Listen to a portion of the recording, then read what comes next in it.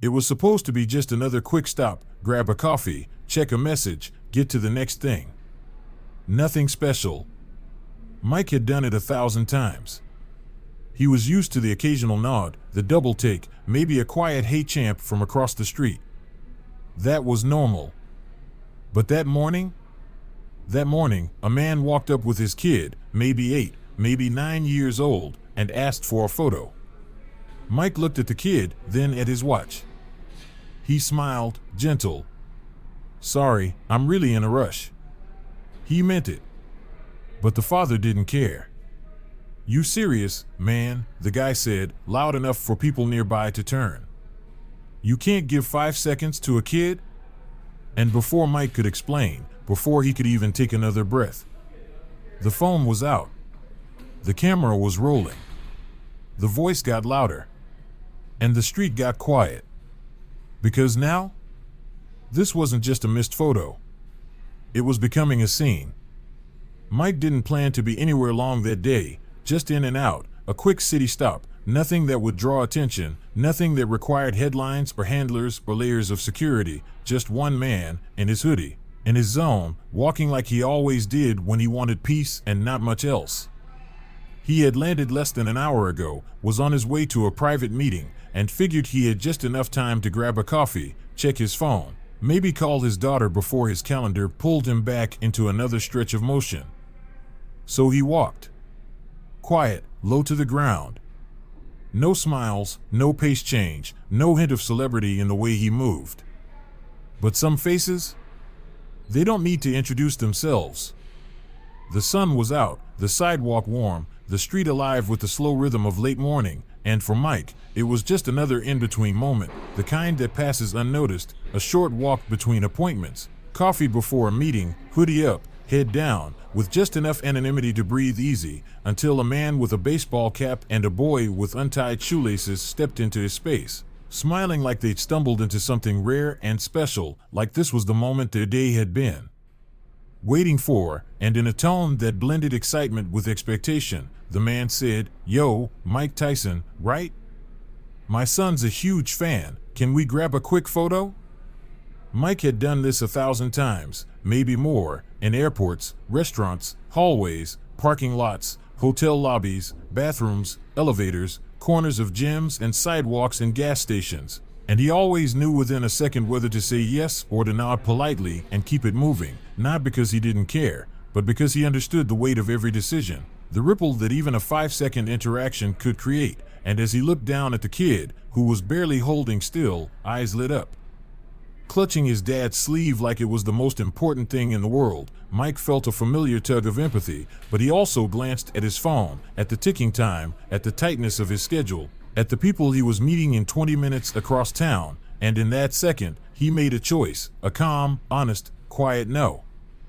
He smiled, soft and respectful, not dismissive, not rude, not annoyed, and said exactly what he meant. "I'm real sorry, brother, I'm late for something.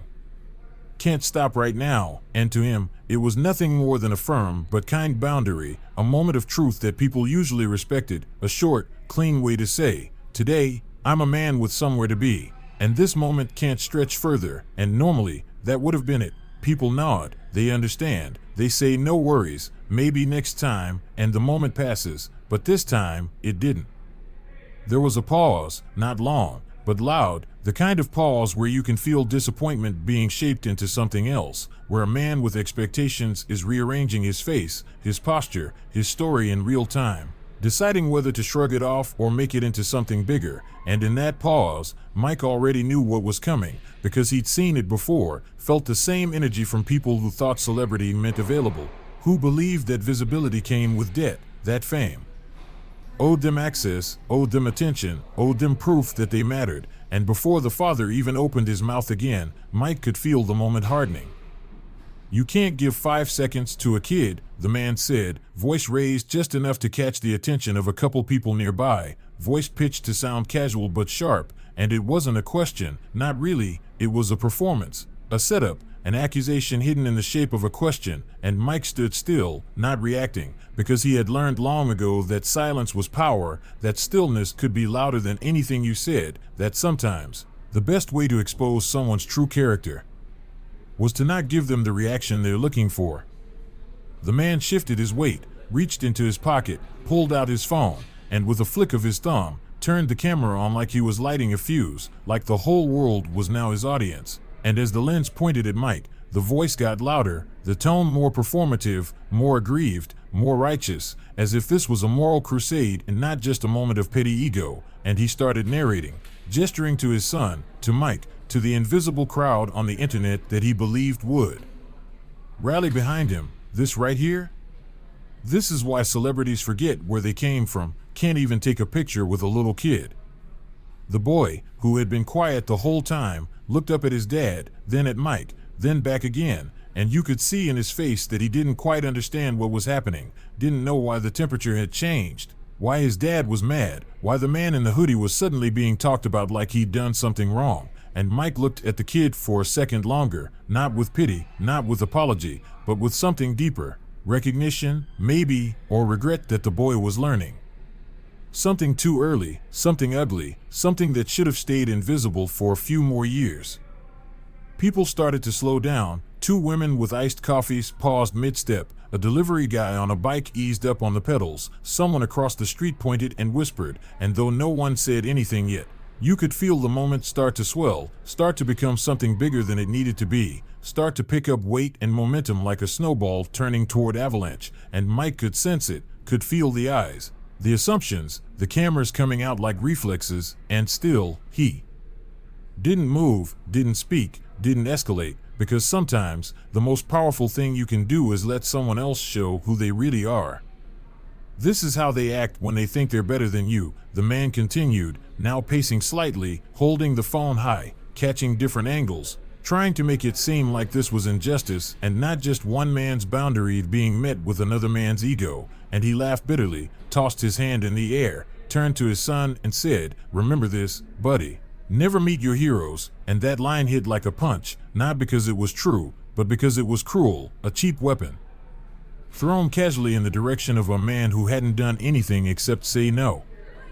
Mike didn't defend himself, didn't shout back, didn't try to fix the narrative that was now being spun in real time. He simply looked at the boy one last time, gave him a small nod, and without a word, turned and kept walking, because if there's one thing life had taught him over and over, it's that the loudest people are usually the ones who need the most attention, and the ones worth listening to often don't need to raise their voice at all. As soon as the polite no left Mike's mouth, it was as if the man across from him suddenly rewrote the entire interaction in his mind, no longer seeing a respectful refusal from a busy stranger, but instead projecting all of his own insecurities and assumptions onto Mike's still, quiet frame, and what had been a casual ask for a photo instantly turned into a charged exchange where pride, expectation, and ego collided in the middle of a public sidewalk, and in that collision, something subtle but dangerous happened. A sense of entitlement began to twist itself into public performance. What made it worse, and what Mike recognized immediately, was that the man wasn't trying to resolve anything. He wasn't hurt by the refusal. He wasn't disappointed for his son. He wasn't even truly surprised, because deep down, he had already built this moment in his head as a test of status. And when Mike didn't play along, when Mike chose boundaries over applause, the man reacted not like someone who had been denied a moment, but like someone whose control had been challenged. And that's when the tone shifted, not in volume first, but in intention. He was no longer asking, he was calling Mike out. The phone came out fast, like it had been waiting in the man's pocket for this exact outcome, and the second the lens turned toward Mike, the whole sidewalk changed, the background noise of the city thinned out, the everyday hustle around them paused just slightly, and in that instant, what had been a one-on-one interaction became a one-man broadcast, a staged grievance filmed for strangers who weren't even there yet, but who would soon be the judge, jury, and comment section once the video hit the internet with the right caption and the wrong context. "Look at this," the man said loudly, pacing in a tight little circle with his phone angled high, exaggerating the space between him and Mike to make it look colder, harsher, more dramatic than it was, and with every word, his voice thickened with self-righteousness, as if filming gave him authority, as if the lens itself was proof that he was right, as if the fact that he could upload it meant the story was his to twist however he wanted. And all the while, Mike stood completely still, not flinching, not replying, because he'd seen what came next too many times before.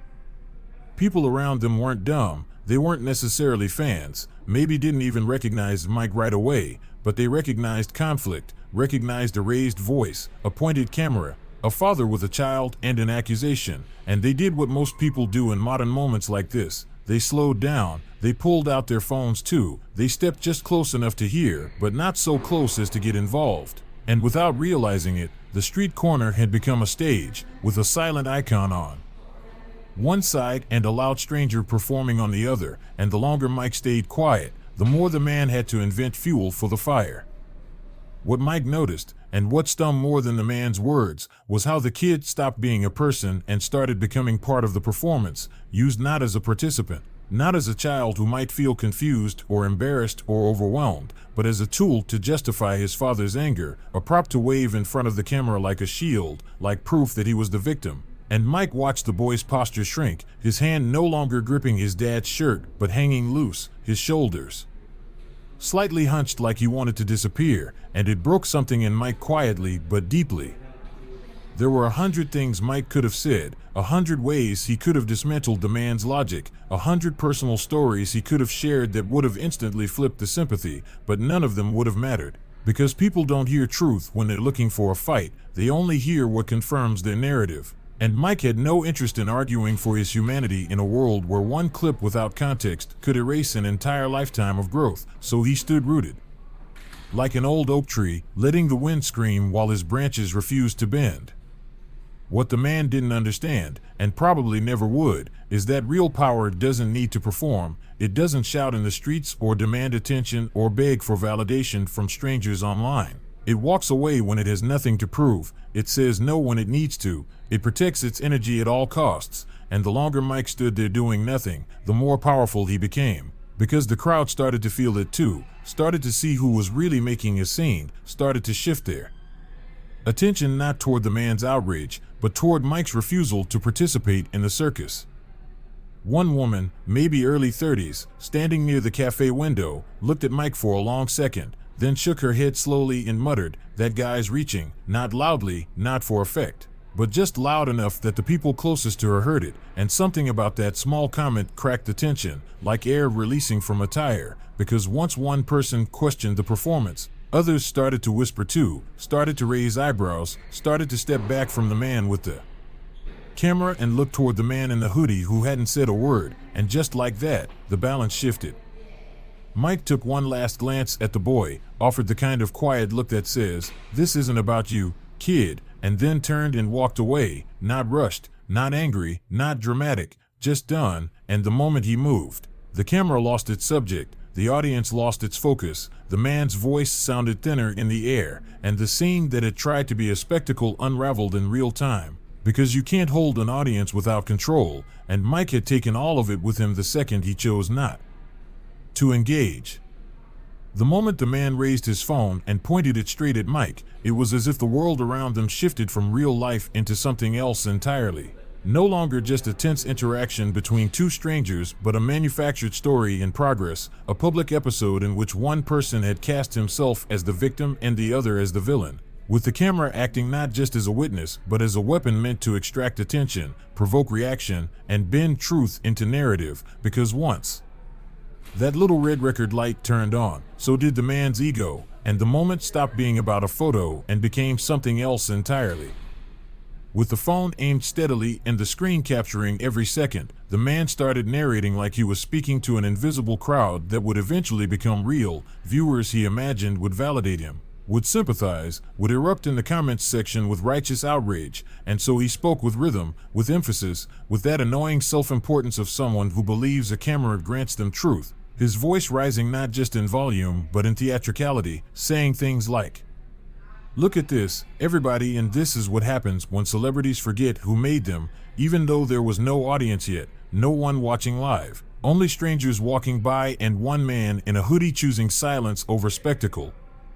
The most unsettling part wasn't even the shouting or the phone, it was the way the man expertly framed every word to make himself appear small and Mike appear intimidating, using his child as a rhetorical shield. using phrases like "my son's a fan" and "just 5 seconds" to paint Mike as cold or cruel, even though the truth, which the camera would never fully show, was that Mike had spoken gently, that he had smiled, that he had never raised his voice or his hand or his posture, and yet the lens made it all feel skewed, because when the story is told by someone holding the camera, the facts don't matter as much as the delivery. The boy didn't say a word, and that silence said everything, because children aren't built for performance the way adults are. They don't fake emotions well, they don't manufacture moments for the internet. And his awkward shifting, his downward gaze, his hands wringing the hem of his shirt, all betrayed a discomfort that contradicted his father's loud words, and Mike saw it, recognized it instantly as the kind of discomfort that comes from being caught in a situation you didn't ask for, and that moment, more than anything, made him stay silent, not out of pride, but out of protection. The man, energized by his own voice and by the awareness of being watched, even if only by strangers walking past, continued with increasing intensity, now referencing Mike's past as if it proved something, dropping lines like "this is the same guy who used to scare people in the ring," and "funny how he's scared of a kid with a camera," comments designed not to reflect truth but to provoke shame, to make Mike respond, to drag him into a verbal fight he could then record, clip, caption, and spin into content, because in the age of outrage, content is king, and the man was determined to get his clip, even if it meant tearing his son's moment into something ugly. As more bystanders slowed to observe, the air began to change, some still uncertain, others looking back and forth between the two men, trying to gauge who was right, who was wrong, and whether something interesting or viral was about to happen. But the longer Mike stood there calm, motionless, unwilling to engage in the rising storm, the more obvious it became that he wasn't the one fueling the tension, and small comments began slipping through the background noise. "Why is he yelling if the kid's right there?" Or "that's Mike Tyson." And with each passing second, the man's performance started to feel more like desperation than justice. Still holding his phone high, the man kept circling the moment like a shark refusing to let go of a taste of blood, spinning more contextless quotes into the camera, calling out to people around him, saying, "Y'all see this?" And this is what happens when money goes to your head, trying to build a moment that would live longer than the truth. But the louder he got, the less powerful he seemed, because nothing is more disarming than yelling at someone who refuses to yell back, and Mike, with hands by his sides and face still calm, became more in control by the second, simply because he refused to give the man what he wanted. In a world where shouting is currency and reaction is everything, Mike's silence became the loudest part of the entire scene, not because it was passive, but because it was deliberate, disciplined, controlled. The kind of silence that comes from someone who has been through enough storms to know which ones are worth speaking into. And as he stood in the center of this sidewalk theater, not flinching, not moving, not explaining himself to a man who wasn't listening, he demonstrated the kind of presence that doesn't need to prove itself, and in doing so, he flipped the power dynamic completely. At some point, the man realized he was no longer being watched the way he wanted to be. The crowd wasn't rallying behind him, the comments weren't flooding in yet, and even the boy was drifting further from his side both physically and emotionally, and that's when the tone started to shift, not outwardly, but in the subtle cracks in his performance. His voice got tighter, his pacing more erratic, and his words less sharp, and while the camera was still rolling, the energy had clearly left the room, because once you lose the illusion of being the victim, the show starts to collapse on itself.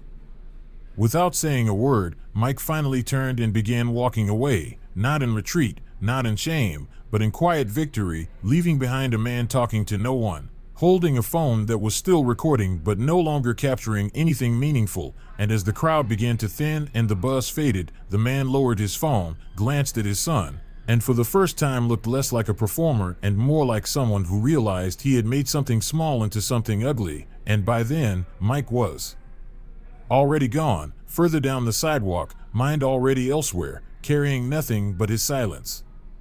As Mike turned away, slow and composed, just enough to signal he had nothing left to prove and nowhere to rush either, the man's voice jumped in pitch, not because Mike had done anything provocative, but because the silence had become unbearable, because walking away robbed the man of the one thing he still had, a stage, and so he doubled down, now louder, now angrier. now nearly barking over the heads of strangers who hadn't asked to be part of anything but now were being pulled into a performance that refused to end, a performance where the main character had already left, but the narrator still refused to close the book.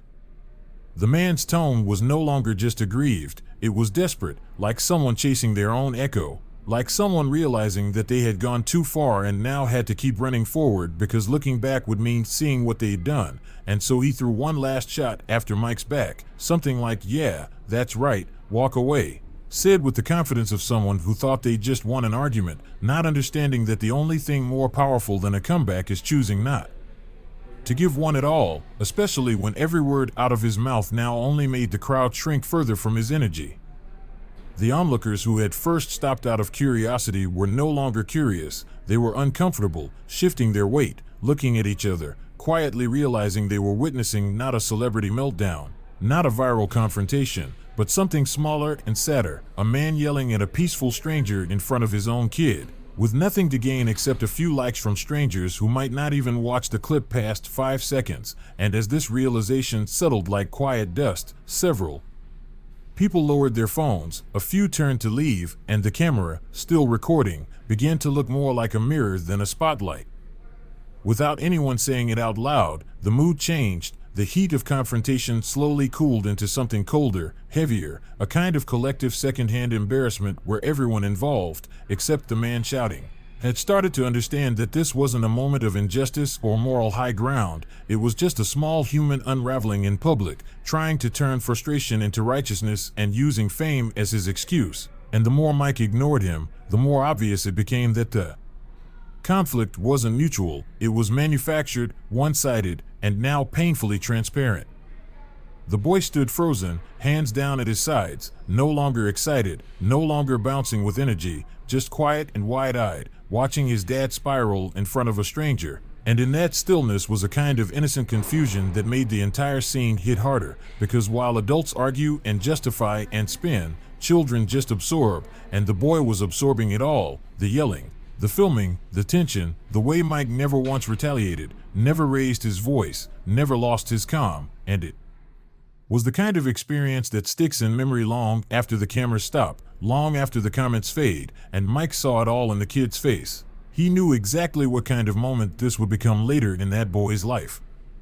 No one clapped, no one yelled back, no one jumped in to defend Mike or silence the man, but there was no need, because you could feel it in the air, in the way people angled their bodies away from the father, in the way their glances toward Mike were full of quiet respect and toward the man were full of awkward disbelief, and the way no one joined the man's outrage chorus, and slowly, the scene began to break apart, not with a bang but with a collective decision to disengage, to let the energy die. Because sometimes, the most powerful form of resistance isn't opposition, it's absence. Mike didn't turn around, didn't flinch, didn't offer one last look or one last gesture. He just kept walking, shoulders relaxed, posture calm, feet steady, and with every step, he reclaimed the moment, not by force, but by presence, by not giving the fire oxygen, by choosing his peace over proving a point, and the further he got, the smaller the man's voice sounded, not because the volume dropped, but because the power had, because control is louder than chaos, and Mike held the kind of control that comes from knowing who you are when someone else wants to reduce you to a headline. The shouting slowed, the tone faltered, the words came out jagged now, less confident, less loud, like a speaker that had lost its bass, and you could see it in the man's face. He felt it slipping, the spotlight, the momentum, the moral clarity he had built up in his head, all dissolving into the reality that no one was buying what he was selling, and in that slow realization came panic, not explosive, not visible, but internal, like a crack in the foundation, because once a man realizes the moment he built is crumbling, he either owns it or doubles down, and this man, he didn't own it. There comes a moment in every public meltdown where the only thing left is the sound of your own voice, and this was it. Mike was gone, the crowd had thinned, the boy had gone quiet, and all that remained was the man, holding his phone, pointing it nowhere, still saying things into the wind like they mattered, but no one was listening anymore, and even if he posted the video, even if it went viral, it wouldn't carry the impact he wanted, because the real story was in the silence, in the restraint, in the way the moment had already decided who it belonged to. The final image wasn't dramatic. It wasn't a slam, a mic drop, or a punchline. It was Mike, disappearing into the sidewalk flow like just another person, breathing in the world like he always did. Untouchable not because he was famous, but because he knew exactly when to say nothing, exactly when not to fight, exactly when to let someone else lose the battle they created for themselves. And by the time the man put his phone down and looked around, hoping for some kind of validation, it was too late, because the moment he thought he owned had already left with the man he couldn't shake. Later that evening, the video did get posted. A shaky clip, low resolution, no full context, just a father raising his voice and a quiet man in a hoodie walking away. At first, it picked up views. A few angry comments. Some sympathy. But then the other videos surfaced, clips from bystanders who had seen the whole thing. Different angles. Different story. And just like that, the internet flipped. The man deleted the post within hours. But by then, everyone already had an opinion. And most of them weren't on his side. Mike never commented. He didn't need to. He had won the moment by walking through it. No rant. No clapback. No story to correct. Because sometimes dignity speaks louder than defense. And silence? Silence lets people hear exactly what they need to, even when you say nothing at all.